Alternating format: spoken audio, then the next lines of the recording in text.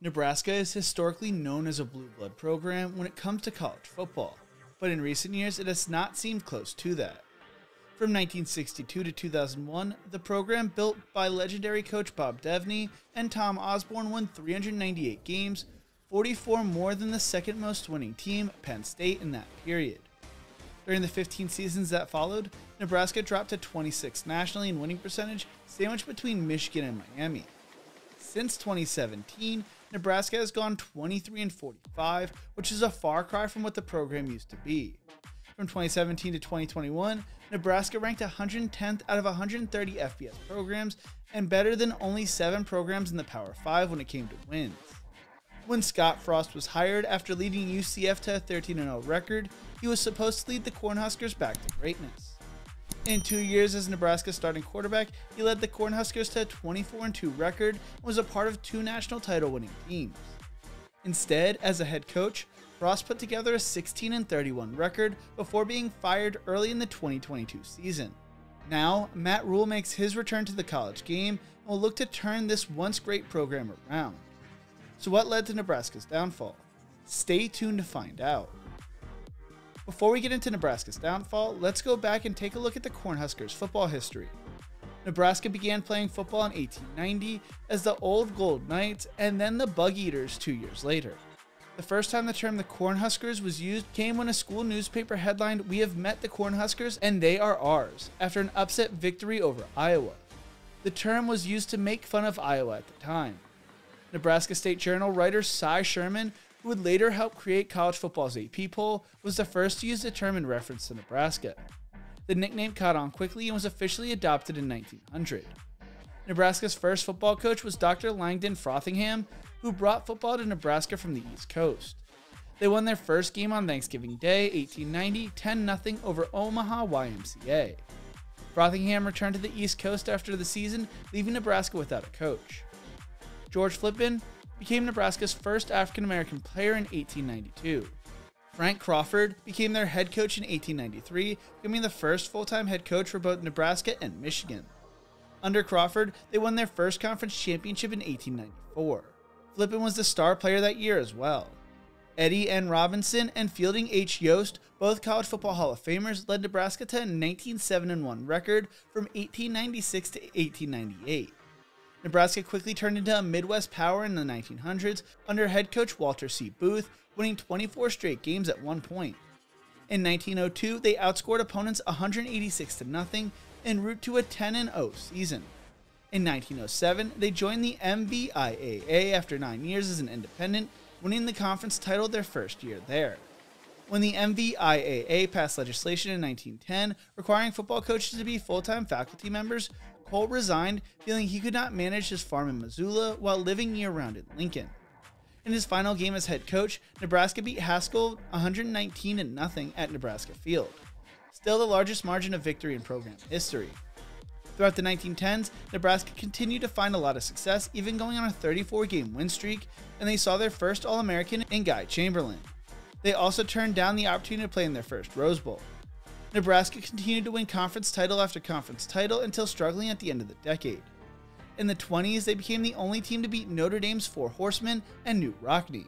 They played their first game at Memorial Stadium when they beat Oklahoma on October 13, 1923. They tried to lure Rockne away from Notre Dame in 1929, but instead hired future Hall of Fame coach Dana X. Bible. Bible followed 11 highly successful years at Texas A&M with 6 Big Six titles in 8 years at Nebraska. He nearly led them to their first national title as well. Cliff Jones led Nebraska to their first bowl win, the 1941 Rose Bowl, and finished his career with a 28-14-4 record, being recalled to serve in World War II. Nebraska's 25-9 victory over Kansas State in 1939 was broadcasted locally in certain parts of the Manhattan area, making it the second televised college football game ever. Nebraska hit hard times because of World War II, having 4 straight losing seasons and had their first winning season since 1940 and 1950. The program saw some success in the early 50s, but struggled in the rest of the decade. The Bob Devaney era at Nebraska was a period of remarkable success and transformation for the Cornhuskers football program. Devaney took over as head coach in 1962 and led Nebraska to its first winning season in 8 years. They quickly turned Nebraska into a national powerhouse, winning 2 national championships in 1970 and 1971 and 8 Big 8 conference titles. He also coached some of the most legendary players in Nebraska history, such as Johnny Rodgers, Rich Glover, Jerry Tagg, and Jeff Kinney. Devaney retired from coaching after the 1972 season and became the athletic director at Nebraska. He hired Tom Osborne to replace him. Devaney oversaw the expansion of Memorial Stadium and the construction of Bob Devaney Sports Center and the improvement of the other athletic facilities. He also supported the development of other sports programs such as volleyball, gymnastics, wrestling, and track and field. Devaney is widely regarded as one of the greatest coaches and administrators in college football history. He was inducted into the College Football Hall of Fame in 1981 and received numerous awards and honors for his achievements. The Tom Osborne era was a period of sustained dominance and excellence for the Nebraska football program. Osborne took over as head coach in 1973 after serving as an assistant under Devaney for 11 years. He continued Devaney's winning tradition and added his own innovations and adjustments to the offense and defense.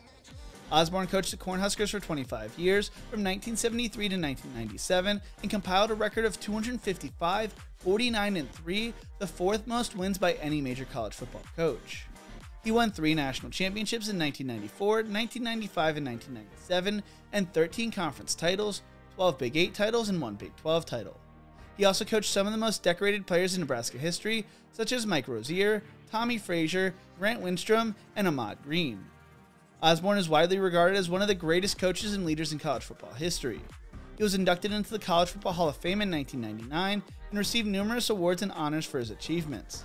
He also served as a U.S. representative from Nebraska's 3rd District from 2001 to 2007 and as the athletic director at Nebraska from 2007 to 2013.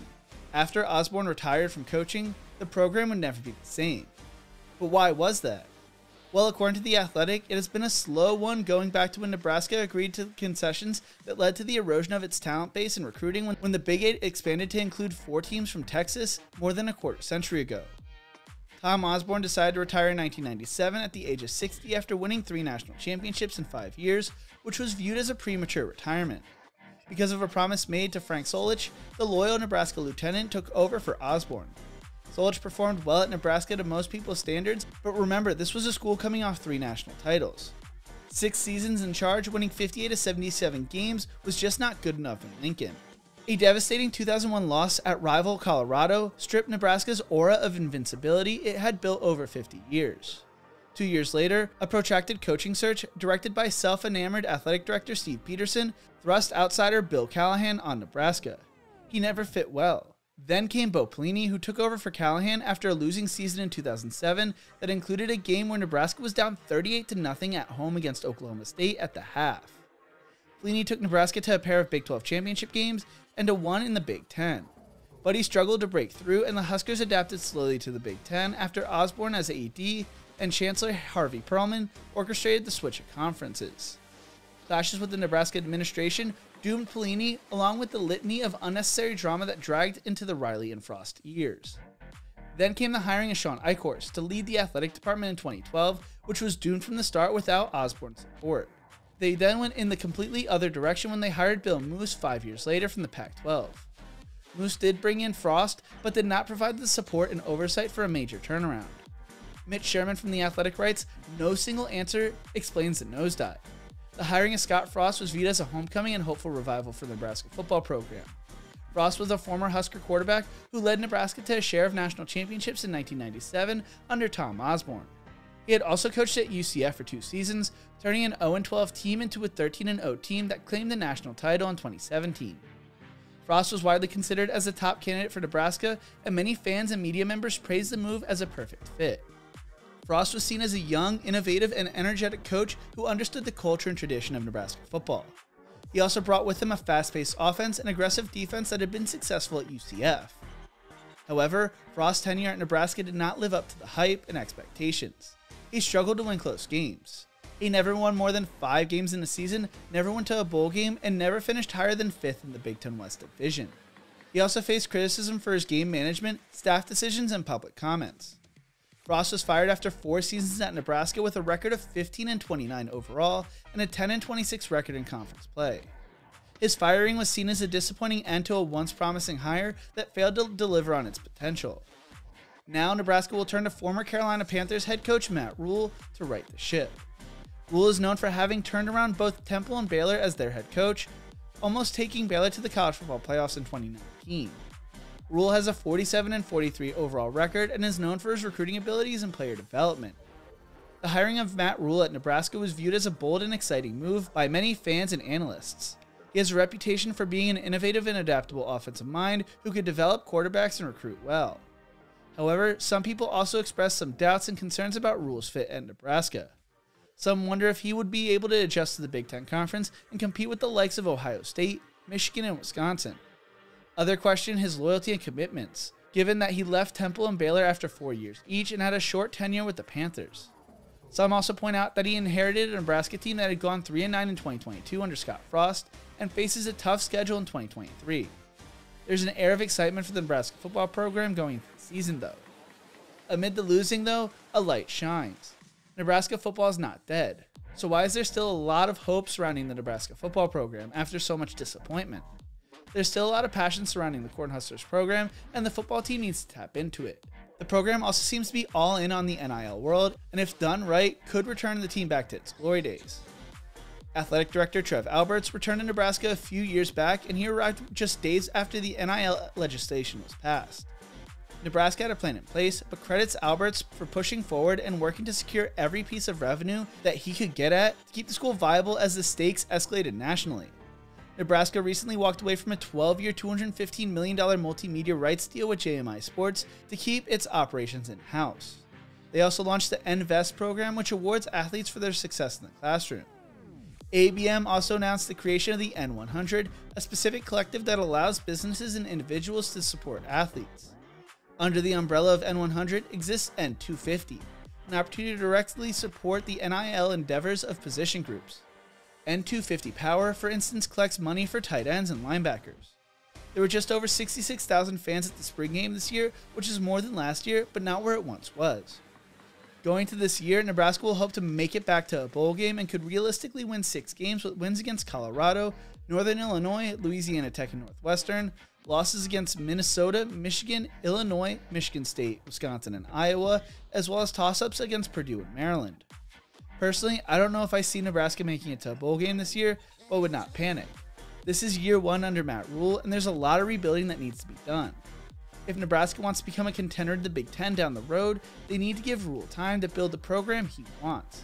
But I don't know if that will sit well for the fans after they gave so much time to Frost, who failed to do anything with it.